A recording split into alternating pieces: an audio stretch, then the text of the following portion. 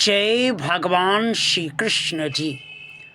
YouTube के अति सम्मानित प्रिय दर्शकों और भगवान और आप चैनल के अत्यंत प्रिय श्रद्धालु भक्तों, विधाता जिसने हम सब के भाग्य की रचना की है, जिसने हम सब के भाग्य का विधान बनाया है और उसी विधान के अनुसार हम सब का जीवन चलता रहता है। हर प्राणी का जीवन चलता रहता है। पशु पक्षी जानवर चर अचर जड़ पदार्थ और मनुष्य सहित सबका जीवन विधाता के बनाए गए विधान के अनुसार ही चलता रहता है। ये विधाता सर्वशक्तिमान है। जब द्वापर में अंगराज कर्ण अपनी निजी स्थितियों से बहुत परेशान हो जाता था तो और एक तरीके से रोने की स्थिति में आ जाता था, खुद पर ही उसे तरस आने लगता था, तब वो जोर से चिल्लाकर आसमान की तरफ आकाश की तरफ निहारता था और जोर से चिल्लाता था, हे विधाता, आपने मेरे साथ यह अन्याय क्यों किया, बताइए बताइए। लेकिन विधाता बोलता कहाँ है। विधाता तो मौन रहता है और मौन रहते ही सारे कार्य करता है। लेकिन ये विधाता सुनता सबकी है और इस विधाता से जब भी कोई प्रार्थना की जाती है तो वो असफल नहीं होती। जी हाँ, इस विधाता में इतनी शक्तियाँ हैं कि ये किसी की प्रार्थना को भी पूरा करने में संपूर्ण तौर पे सक्षम है। और इस विधाता से प्रार्थना किसी भी समय की जा सकती है। जरूरी नहीं आपके कपड़े साफ हों, आपका शरीर साफ हो, जरूरी नहीं आप अच्छी स्थितियों में बैठकर या पूरी तरीके से मन को एकाग्र करके मस्तिष्क को शांत करते हुए ही हृदय से जोड़ते हुए ही विधाता से प्रार्थना करें। कोई नियम कायदा विधाता के लिए नहीं है। आप विधाता से प्रार्थना घर के अंदर भी कर सकते हैं, घर के बाहर भी कर सकते हैं, लेटे हुए भी कर सकते हैं और उठ बैठ कर भी कर सकते हैं। विधाता सर्वत्र व्याप्त है और कण कण में विद्यमान है। विधाता से प्रार्थना कैसे करनी चाहिए, उसका क्या तरीका है, ये मैं आपको बताऊंगा। मैंने आपसे ये जो बात बताई है कि विधाता से की गई प्रार्थना कभी असफल नहीं होती, इसका आधार मेरा अपना निजी जीवन है। मेरे जीवन में कई बार ऐसी अभेद समस्याएं आई जिनका कोई समाधान मुझे नज़र नहीं आया और तब मैंने विधाता से प्रार्थना की और रास्ते में ही की। ये नहीं कि मैं घर पे की, पूजा स्थल पे की, मंदिर में की, मैंने रास्ते में ही प्रार्थना की। विधाता ने मेरी प्रार्थना को स्वीकार किया और उसके बाद उसके यथोचित परिणाम भी दिए। अब विधाता से प्रार्थना कैसे करनी चाहिए ये मैं आपको बताने जा रहा हूँ, ध्यान से सुनिएगा। और विधाता से प्रार्थना करते समय आप ये मत सोचिएगा कि मुझे हाथ धोने हैं, हाथ धोकर प्रार्थना करें, हाथ साफ नहीं है, या अभी कैसे कर लें, सड़क पर चलते जा रहे हैं कैसे कर लें, बाइक चला रहे हैं, गाड़ी चला रहे हैं, 4 व्हीलर चला रहे हैं, 2 व्हीलर चला रहे हैं, या किसी भी ट्रेन में या विमान में या कार पे सफ़र कर रहे हैं, बाहर जा रहे हैं, ऐसा कुछ भी नहीं। जब भी आपका मन अशांत हो और आपकी समस्याओं का समाधान ना हो रहा हो, आप भीतर से बहुत ज़्यादा परेशान हो, आपको कोई सहारा ना मिल रहा हो, आप अपने भगवान से कहकर भी थक चुके हों और आपका भगवान भी इस प्रार्थना को फलीभूत ना कर रहा हो, ऐसे में आप विधाता का दामन थामिए और विधाता से प्रार्थना कीजिए। अब जो मैं बताने जा रहा हूँ कैसे प्रार्थना करनी चाहिए, इसे ध्यान से सुनिए। हे विधाता, आपने ही मुझे बनाया है, आपने ही मेरे भाग्य की रचना की है। मेरा जीवन इस तरह से चल रहा है, मेरी ये समस्या है, ये संकट है, और इस समस्या इस संकट का निवारण आप कर दीजिए। यही मेरा आपसे करबद्ध निवेदन है, करबद्ध प्रार्थना है, करबद्ध विनती है। अगर आपको लगता है कि मेरी ये करबद्ध प्रार्थना, करबद्ध विनती, करबद्ध निवेदन गलत नहीं है और आपकी दृष्टि में सही है, तो आप मेरी प्रार्थना को स्वीकार कर लीजिए और इसे व्यवहारिक स्तर पर तत्काल फलीभूत भी कर दीजिए। इस प्रार्थना को करने के बाद विधाता जो मौन रहता है और जो सर्वत्र विराजमान है, वह आपकी प्रार्थना को सुन लेता है। अब ये कैसे लगेगा कि आपकी प्रार्थना विधाता ने स्वीकार की भी है या नहीं, ये भी जानना आपके लिए अत्यंत आवश्यक है।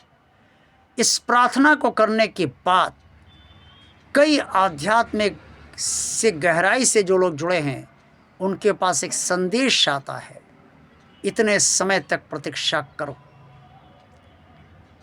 प्रतीक्षा करने का मतलब ये है कि जो प्रार्थना की गई है, उस प्रार्थना के जो भी परिणाम आएंगे विधाता की इच्छा से, वो उस समय के अंतर्गत ही आएंगे।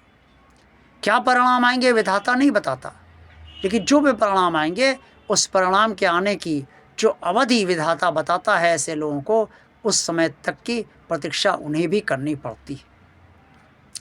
कभी विधाता से तथास्तु अपने आप आता है, लेकिन ये सब उन्हीं लोगों को प्राप्त होता है जो अध्यात्म में बहुत गहरे उतरे होते हैं और भगवान से गहराई से जुड़े होते हैं।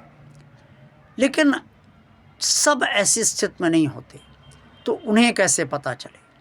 इसका एक सरल तरीका है कि जब विधाता से प्रार्थना करने के बाद आपको लगे कि आप भीतर से शांत हो गए हैं, मस्तिष्क आपका शांत हो चुका है और मन की उद्विग्नता समाप्त हो चुकी है, हृदय की हलचल ठहर चुकी है, तो मान लीजिए कि आपकी प्रार्थना विधाता तक पहुंच चुकी है, उसने सुन ली है, और उस प्रार्थना के परिणाम वो आपको जो देगा उसका व्यवहारिक स्तर पर आप प्रतीक्षा कीजिए। विधाता ने यही विधान सबके लिए बनाया है। वो चाहे तो अपना विधान भी बदल सकता है, क्योंकि उससे ये पूछने वाला कोई नहीं है और किसी में इतनी सामर्थ्य नहीं है कि उसने बनाया गया विधान अपना क्यों तोड़ा, क्यों बदला। वो ऐसा करता नहीं है। लेकिन जब वो देखता है कि ये व्यक्ति वास्तव में भगवान से जुड़ा हुआ है और भगवान का भक्त है, इसकी समस्या प्रारब्ध की है और इसने वर्तमान जन्म में अपनी समस्या को हल करने के लिए पुरजोर प्रयास किया है, लेकिन प्रयास के बाद भी असमर्थ है या प्रयास करने में ही असमर्थ है, इसके पास संसाधन नहीं है, तो विधाता अपनी ही इच्छा अनुसार अपने बनाए गए विधान में संशोधन कर देता है। और जो संशोधन करता है उसके परिणाम व्यवहारिक स्तर पर उस व्यक्ति को प्राप्त होते हैं जिसने विधाता से प्रार्थना की। अब क्या विधाता से सारी प्रार्थनाएं फलीभूत हो जाती हैं? क्या उनके सारे परिणाम आ जाते हैं? ये भी जान लीजिए। ये जानना अति आवश्यक है ताकि विधाता के प्रति कोई संशय किसी के भी मन में और आपके मन में कभी ना रहे। विधाता से आप प्रार्थना सिर्फ अपने लिए नहीं, अपने परिवार के लिए और जिससे आप बहुत प्रेम करते हैं उसके लिए भी कर सकते हैं। किसी भी रिश्ते के लिए कर सकते हैं, किसी भी अन्य प्राणी के लिए कर सकते हैं, पशु पक्षी जानवर के लिए भी कर सकते हैं, समाज के लिए भी कर सकते हैं, देश के लिए भी कर सकते हैं, मानवता के लिए भी कर सकते हैं। अब विधाता से जो आप प्रार्थना करते हैं वो या तो पूरी फलीभूत हो जाती हैं या फिर आंशिक तौर पर फलीभूत होती हैं, लेकिन कुछ ना कुछ परिणाम उसके अवश्य आते हैं। आंशिक तौर पे जब फलीभूत होती हैं तो कुछ ना कुछ परिणाम अवश्य आते हैं, और जब पूरी तरह से फलीभूत होती हैं तब तो आप सब जान ही गए कि वो तो पूरी तरह से फलीभूत ही हो जाती है। जब भी प्रार्थना फलीभूत हो जाए तो विधाता को आभार नहीं चाहिए, आभार मत कहिए उससे, क्योंकि वो परम परमात्मा है और विधाता है। और जब आंशिक तौर पे फलीभूत हो तो उससे कोई शिकायत ना कीजिए, किसी तरीके का कोई दोषारोपण ना कीजिए, क्योंकि जो भी उसने किया है वो बहुत सोच समझ के किया है। विधाता से ये भी ध्यान रखिए कि विधाता से कुछ बातें ध्यान रखने वाली भी हैं, वो बातें भी ध्यान रखिए। विधाता से एक बार में एक विषय में एक ही प्रार्थना की जानी चाहिए, और जब तक उस विषय से संबंधित वो प्रार्थना फलीभूत ना हो तब तक अन्य कोई भी प्रार्थना नहीं की जानी चाहिए। विधाता से दूसरी बात, विधाता से प्रार्थना हर समय नहीं की जा सकती है। विधाता स्वयं प्रार्थना जब करवाता है तभी की जा सकती है, या जब आपका मन शांत हो और जब आपको लगे कि विधाता से प्रार्थना करनी चाहिए और आप तैयार हों, तभी आप विधाता से प्रार्थना कीजिए। तीसरी बात, अगर विधाता आपसे प्रार्थना नहीं करवाना चाहता है तो आप उससे प्रार्थना कर ही नहीं पाएंगे। जो शब्द आप बार बार बोलेंगे वो रुक जाएंगे। ये आप तुरंत समझ जाइए।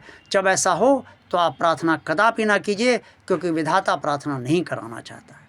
लेकिन अगर विधाता से प्रार्थना आपकी हो गई, तो विधाता की दया आप पर हो गई, तो आपको परिणाम अवश्य मिलेंगे। हो सकता है हूबहू मिल जाए, हो सकता है आंशिक तौर पे मिले या आधे अधूरे परिणाम मिले, लेकिन मिलेंगे अवश्य, परिवर्तन अवश्य होगा। ऐसा बहुत कम होता है जब विधाता पर प्रार्थना करवाए और परिणाम ना मिले। इसलिए विधाता को अपना मानिए और स्वयं को विधाता के प्रति समर्पित कीजिए। देखते रहिए भगवान और आप चैनल। वीडियो पसंद आया तो लाइक कीजिए। भगवान और आप चैनल को जिन श्रद्धालु भक्तों ने अभी तक सब्सक्राइब नहीं किया, वैसे भगवान का कार्य मानकर सब्सक्राइब अवश्य कर दें। इस चैनल को ज़्यादा से ज़्यादा लोगों को शेयर कीजिए, ताकि भगवान का कार्य आगे से आगे बढ़ता चला जाए। और कमेंट्स बॉक्स में आप सब जो कुछ भी कहना चाहें अवश्य कहिए। आप सबका कल्याण हो। जय भगवान श्री कृष्ण जी।